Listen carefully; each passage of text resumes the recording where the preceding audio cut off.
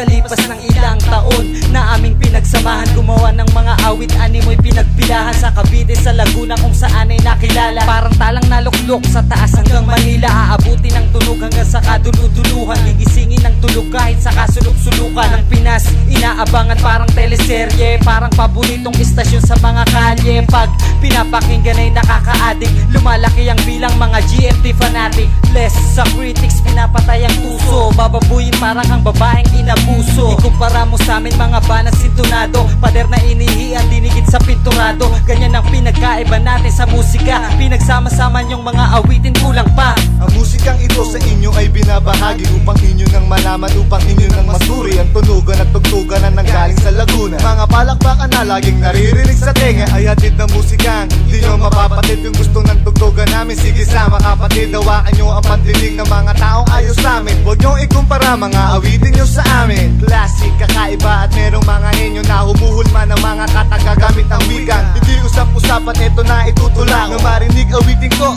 bigla silang nagbago. Akala mo kung sino ganito o gumawa ng awitin na nilalagyan ko lang ng pantugma. Pakinggan mo mga awit ko para ma-relax ka na. Slap him on the mic, huwag kang mataranta. Natin ang musika, kultura na hindi man lang ginalang ng iba. Sa bawat awit kailangan ay magkaisa. Bawat obra na sinulat, bigyan ng halaga. Mahalin natin ang musika, kultura na hindi man lang ginalang ng iba. Sa bawat awit kailangan ay magkaisa. Paano mo magagawa kung kalaban mo sila? Walang makakahadlang, di nyo ko kapareho.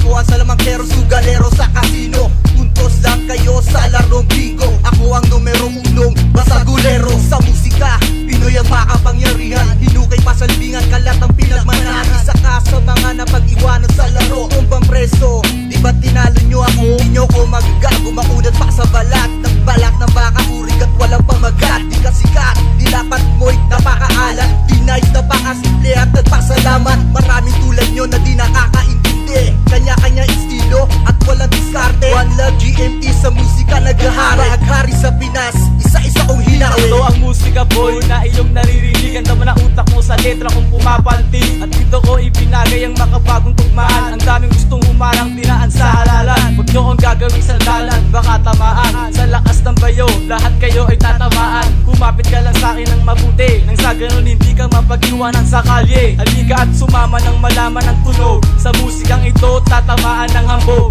Magpapatulog ng sabog at mga dilat. Ganyan ang utak ko pag lumagari ay sapat. Ito ang musikang nilibis na at pinalawak. Upang sa ganun ang mga letra ay tumana. Paano mo mahahawakan ay andito pa ako, ang siyang bumubuo ng mga lyrics na ito.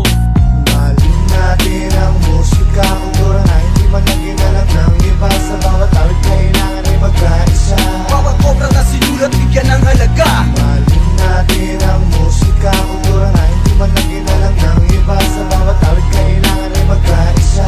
Paano mo magagawa kung kalaban mo sila? Ang tenga mo ay buksan para marinig mo ang tugtugan ng mga malulupit. Pagdating sa tugmaan ng mga letra na hindi mo kakayanin, puputok ang ulo mo kasabay na malakas na hangin. At ikilan mo na ang iyong kabadluyan, dahil para kayong tayo nakakadirin tignan. Ang mga kanta nyo lagi pinagtatawanan, di katulad sa amin pinag-aagawan. Huwag na kayo umasa na kayo ay aangat, kahit ilang kanta pagawin hindi kayo sisikat. Kaya tigilan nyo na ang inyong mga pangarap. GMT Entertainment, kami ang nasa top. Diba't ang sarap pakinggan sounds na to, hindi katulad sa inyo na nakakabato, nakakalito at nakakabobo. Ito ang bagong musika, sige patugtugin mo. Bagong tugma, dirty hit at ang GMP connection. Ibahin natin ang tema at tapos na ang election.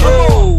Halika lapit, tara, sumabay sa aming awit at lumutang ang paa. Nasarap ng nadarama mo sa aming tugmaan. Awit natin ay iba, parang mahirap at mayaman. Ang mayaman nag-Starbucks parang magbukas ng Facebook. Kung mahirap ay papasok, walang kain, walang notebook. Ganyan ang masasaksihan mo sa Pilipinas. Ang kailangan ay matibay ka upang maging matikas. Ang tiwala sa sarili ang magsisilbing sandata. Sa ganun matawag ka nilang mahusay na makata. Di para sa pera-pera kaya ako nagsusulat. Ito ang musikang pinili kahit wala pang pamagat. Buksan mo ang aklat, magbasa ng kahit konti. Kung ayaw mo sa aking awit, ito gitnang daliri. Mahalin natin ang musika, kultura na